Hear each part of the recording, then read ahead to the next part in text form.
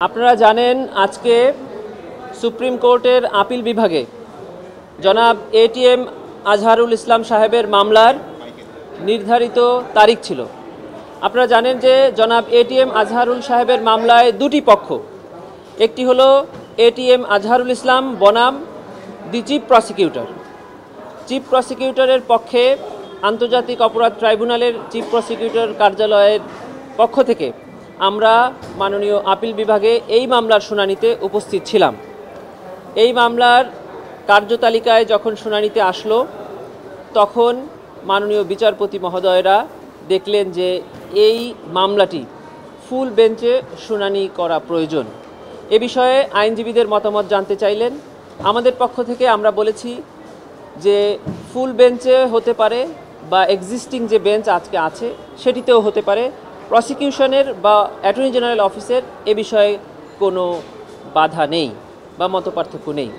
তবে সুপ্রিম কোর্টের আপিল বিভাগের মাননীয় বিচারপতিবৃন্দ মনে করেছেন যে যেহেতু আন্তর্জাতিক অপরাধ ট্রাইব্যুনালের এই জাজমেন্টটি পরবর্তী অনেক জাজমেন্টের অনেক প্রিন্সিপাল সেট করবে এবং ভবিষ্যতে ট্রাইব্যুনালের যে বিচারগুলো সংগঠিত হবে সেই বিচারেরও অনেক নীতি নির্ধারণ করবে এবং এই ট্রাইব্যুনালের জাজমেন্টের বিরুদ্ধে আপিল করে যে সকল বন্দী বিভিন্ন মেয়াদে বর্তমানে কারাগারে আছে তাদের মামলারও অনেক নজির স্থাপন করবে।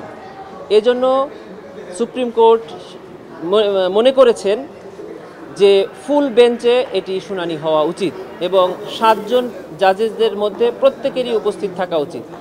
সে কারণেই আগামী 6 মে এই মামলার শুনানির তারিখ নির্ধারণ করা হয়েছে। আপনারা জানেন যে আগামী কালকে থেকে মাননীয় প্রধান বিচারপতি, বাংলাদেশের প্রধান বিচারপতি, উনি ওনার স্বাভাবিক ছুটিতে থাকবেন, যার কারণেই 6 মে এই মামলার শুনানির তারিখ নির্ধারণ হয়েছে।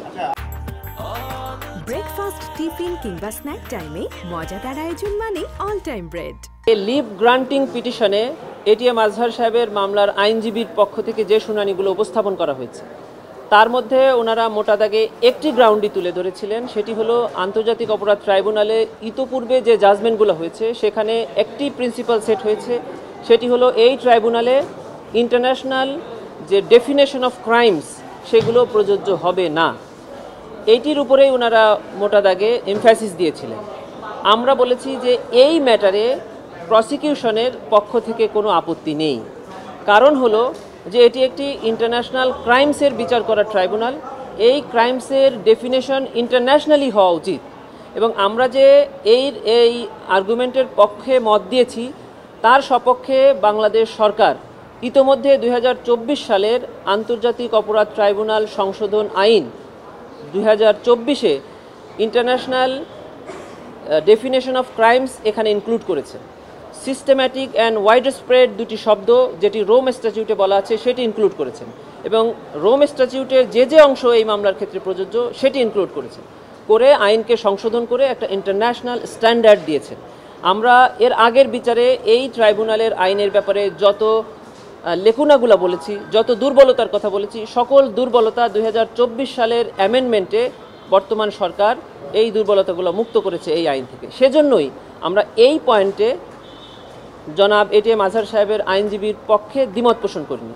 তবে 6 মে ওনাদের নতুন কোনো আর্গুমেন্ট যদি থেকে থাকে যেটি আমাদের এই ট্রাইব্যুনালের পরবর্তী বিচার, পরবর্তী আসামিদের ক্ষেত্রে আমাদের প্রিন্সিপালের বাইরে যাবে, তবে অবশ্যই আমরা তার বিপক্ষে এবং আমাদের যেটি আমাদের গভর্নমেন্ট এবং আইনের জন্য প্রযোজ্য আমরা সেক্ষেত্রে দ্বিমত পোষণ অবশ্যই করব।